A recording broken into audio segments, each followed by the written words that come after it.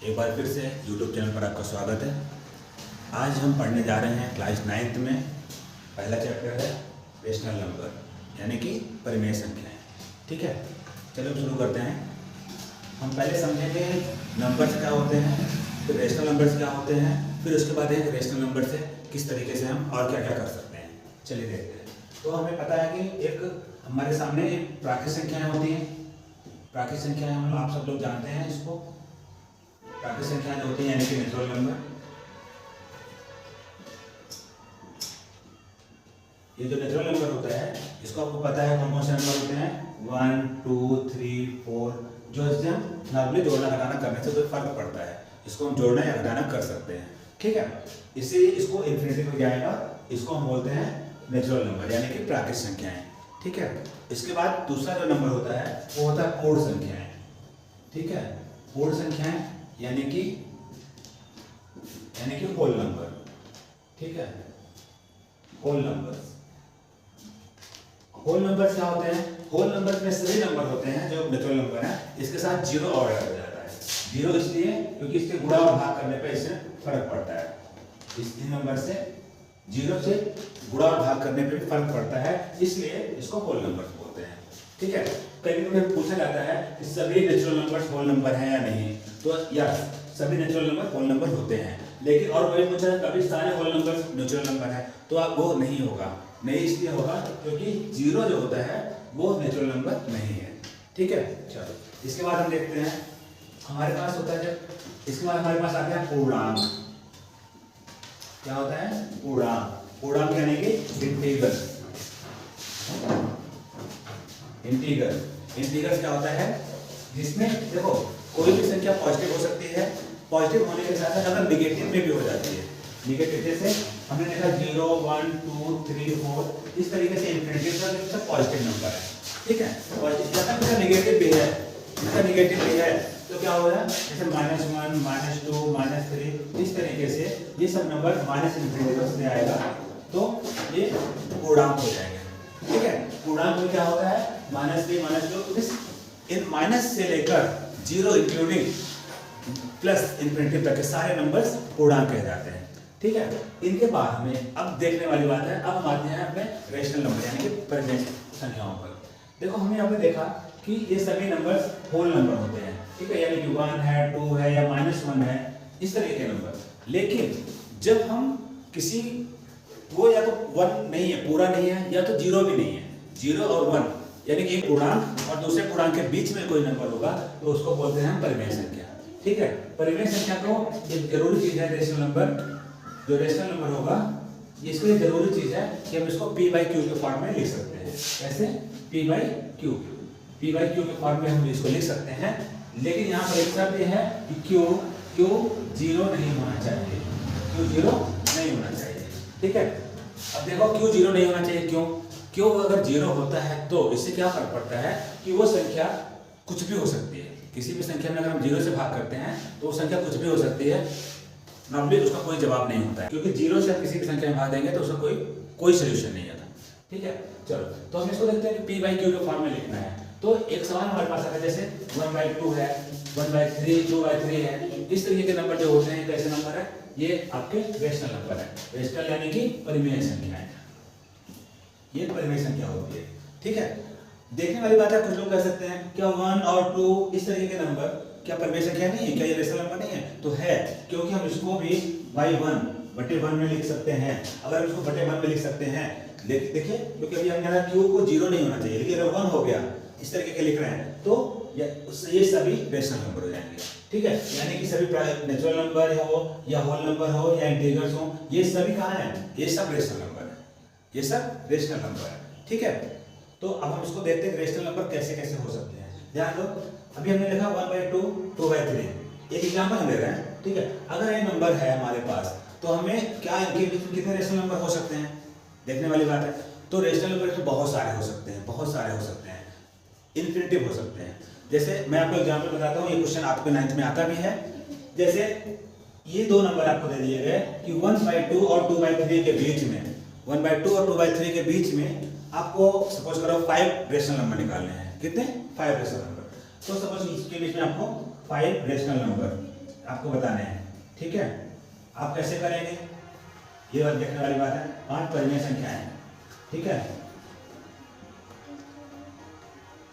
आपसे कहा गया 1/2 और 2/3 के बीच में 5 परिमेय संख्या है, 5 परिमेय संख्या आपको बतानी है। तो आप क्या करोगे, ध्यान दो, आपको देखना है कि 1/2, ठीक है, और 2/3, ठीक है। इनका आपको सबसे पहले जो डिनोमिनेटर है यानी कि हर, इसको बराबर करना है। इसको बराबर करने के लिए क्या करना पड़ता है, आपको पता है कि इसका हम एलसीएम लेंगे। क्या लेंगे, एलसीएम, लासा लेंगे। तो क्या हो जाएगा इनका लासा, 2 और 3 का लासा 6 होता है। तो हम इसको 6 में जब बदल देंगे तो ये हो जाएगा 3/6 और ये हो जाएगा 4/6, ठीक है। ये आप आराम से कर सकते हैं। क्यों, 2 को अगर हम 6 ले जाएंगे तो 3 टाइम्स मल्टीप्लाई करना पड़ेगा 3 बार, ऊपर भी 3 बार मल्टीप्लाई करेंगे तो 3 हो जाएगा। ऐसे 3 को 6 लाने के लिए 2 बार मल्टीप्लाई करना पड़ेगा, यहाँ मैं लिख के बताता हूँ। तो 2 से मल्टीप्लाई करना पड़ेगा, उसको 3 से मल्टीप्लाई करना पड़ेगा, ठीक है। इस तरीके से 4/6 बन जाएगा, ठीक है। अब हमारे पास 2 नंबर हो गए, एक हो गया 3/6, ठीक है। एक यहाँ पे मैं बताता हूँ, एक हो गया 3/6 और एक हो गया 4/6, ठीक है। इन दोनों के बीच में हमें निकालना है क्या, 5 रेशनल नंबर, 5 परिमेय संख्याएं, ठीक है। 5 परिमेय संख्याएं हमें बतानी है, ठीक है। तो हमें क्या करना पड़ेगा, हम ऐड ऐसे करेंगे, 5 है ना, 5 यहाँ इसमें हम 1 ऐड कर देंगे। जितने नंबर आपको चाहिए उतना 1 ऐड कर दो। 1 ऐड करेंगे तो क्या हो जाएगा 6। तो हम इन दोनों में 6 से मल्टीप्लाई कर देंगे। क्या करेंगे, 6 से मल्टीप्लाई कर देंगे। तो 3/6 में अगर हम 6 से मल्टीप्लाई करेंगे यानी 6/6 से मल्टीप्लाई करेंगे तो क्या हो जाएगा, 6 3 18/36, ठीक है। समझ में आ गया, एक ही नंबर हमको मिल जाता है। और इसी तरीके से दूसरे नंबर में भी हमें क्या करना होगा, 6 से मल्टीप्लाई करना है। तो क्या हो जाएगा, 4 6 जा 24/36, ठीक है। एक ये हो गया 18/36 यानी 18/36 और ये होगा 24/36। इसको देखा जाए तो जब हम अगर काट पीट के करेंगे तो ये 4/6 बन जाएगा और ये 3/6 बन जाएगा। 3/6 में ये 2/3 बन जाएगा और ये 1/2 बन जाएगा, ठीक है। अब हम क्या करते हैं, आप देखिए इस चीज को। अब हम यहाँ पे करेंगे क्या, ये हमारे पास 18/36 हो गया और ये हमारे पास 24/36 हो गया। अब हम यहाँ पे एक ऐड कर जाएंगे। 18 के बाद 19/36, देन 20/36, इसके बाद 21/36, 22/36 और 23/36। तो देखो ये हमारे पास कितने नंबर मिल गए, 5। ये हमारे पास 5 परिमेय संख्या, ये 5 रेशनल नंबर हमें मिल जाते हैं। इस तरीके से हमें करना है, ठीक है। इसी तरीके से अब कितना भी पूछा जाएगा, कुछ भी पूछा जाएगा कि 2 संख्याओं के बीच में, 2 परिमेय संख्याओं के बीच में आपको इतने परिमेय संख्या निकालनी है, आप इजीली निकाल सकते हैं। आपको क्या करना होगा, डिनोमिनेटर सेम होना चाहिए यानी कि हर सेम होना चाहिए। उसके बाद जितने नंबर पूछा जाए उससे 1 ऐड करके उसमें आप मल्टीप्लाई कर दीजिए, अंश और हर यानी कि न्यूमरेटर और डिनोमिनेटर दोनों में आप मल्टीप्लाई कर दीजिए। उसके बाद +1 +1 +1 +1 आप न्यूमरेटर में करते जाइए और आपको सोल्यूशन मिल जाएगा, ठीक है। चलो अब इसके बाद नेक्स्ट देखते हैं। तो बच्चों अभी हम पढ़ रहे थे रेशनल नंबर, ठीक है। रेशनल नंबर में देखो अभी हम यहाँ पे 2 रेशनल नंबर लेते हैं। एक लेते हैं 2/5, ठीक है, और एक ले लेते हैं 5/6, ठीक है। इन दोनों को समझते हैं, ये भी हमारे पास क्या है, रेशनल नंबर है, ठीक है। अब इस रेशनल नंबर को सपोज करो अगर हम डिवाइड करते हैं, तो क्या होता है, 5 से अगर हम 2 में डिवाइड करेंगे तो क्या हो जाएगा, यहाँ पे पॉइंट लगेगा, 0 हो जाएगा, तो 5 4 से 20, ठीक है। तो हमारे पास क्या आता है, इसको 0.4 क्या हो जाता है, 0.4 यानी कि ये क्या होता है, क्लियर हो जाता है, ठीक है। कम पूरा क्लियर हो जाता है, नॉन रिकरिंग नहीं है, ठीक है।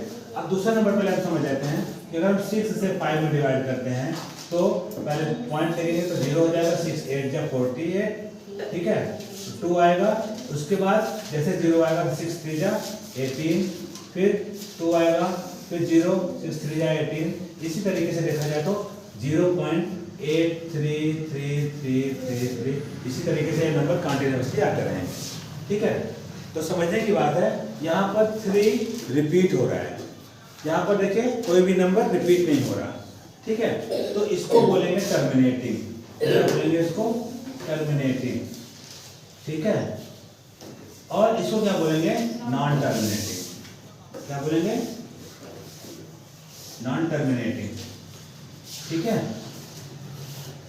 अगर टर्मिनेटिंग नंबर है तो बातें खत्म हो गई, यहाँ कोई रिकरिंग का कोई बात ही नहीं आती है, ये नॉन रिकरिंग हो जाएगा। क्या हो जाएगा? नॉन रिकरिंग, क्योंकि यहाँ पर रिकरिंग होना ही नहीं है, क्योंकि टर्मिनेट हो जा रहा है। लेकिन अगर टर्मिनेटिंग नहीं है, नॉन टर्मिनेटिंग है, तो दो चीजें हो सकती हैं।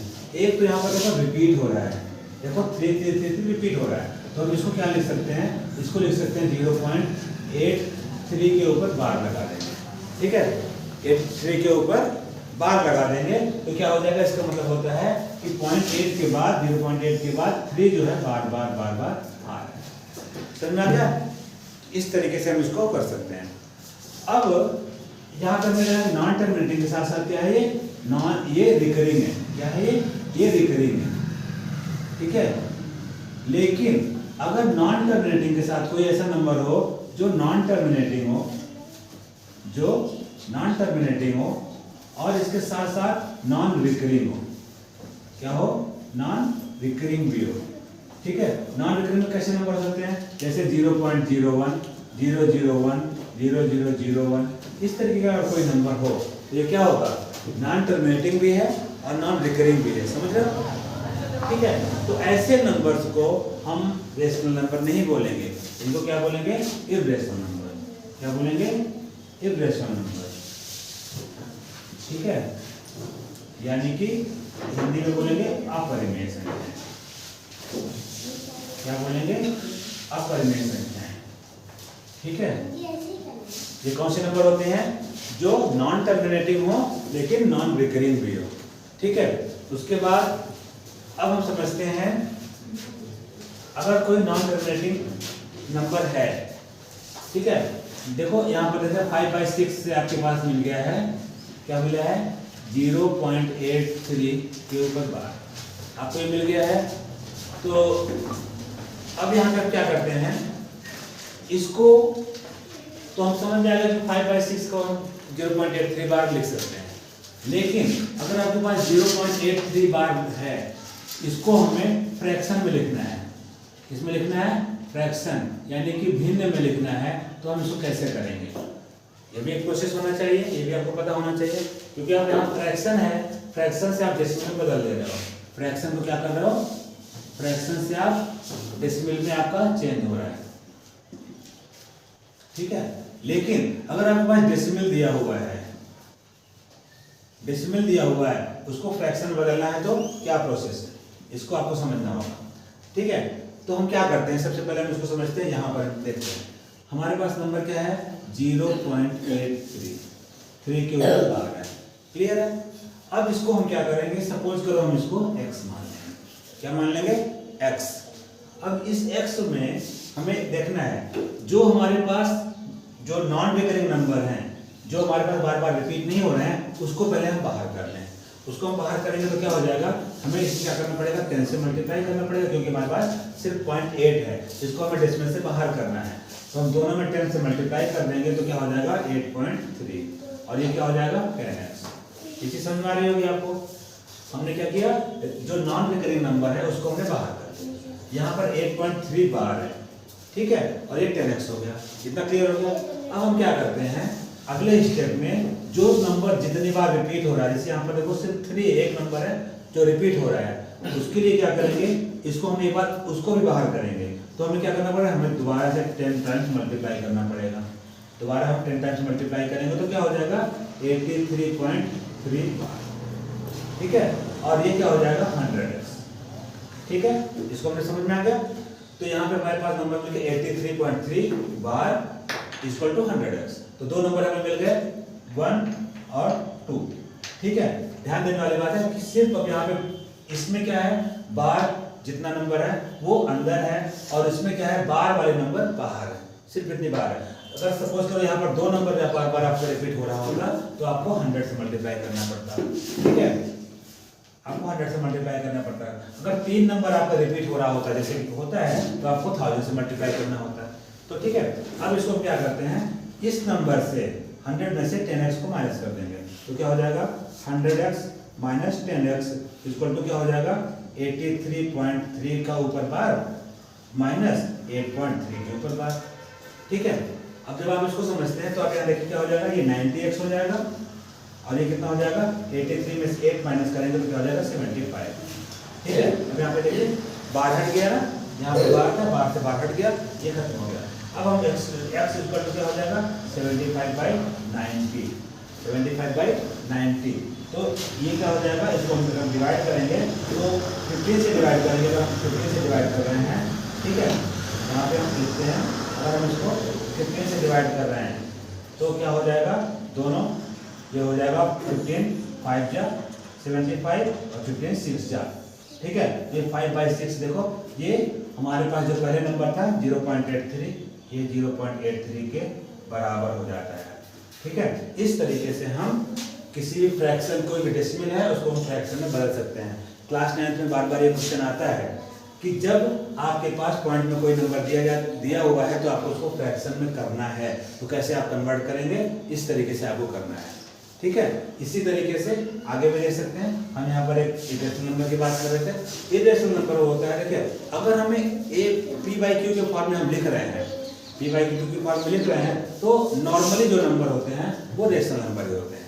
ठीक है, लेकिन कई बार होता है क्योंकि वो एक ना एक टाइम में या तो पूरा डिवाइड हो जाएगा, ठीक है, टर्मिनेट हो जाएगा, अदरवाइज वो रिकरिंग तो हो ही जाएगा। ठीक है, लेकिन जब हम एक नॉर्मल नंबर को, होल नंबर्स को डिवीजन में लिखते हैं तो ठीक है, लेकिन इरेशनल नंबर के लिए ज्यादातर नंबर हमारे पास कैसे आते हैं, रूट में करने के बाद जैसे 2 √3 ऐसे नंबर हमारे पास कैसे होते हैं, इरेशनल नंबर होते हैं।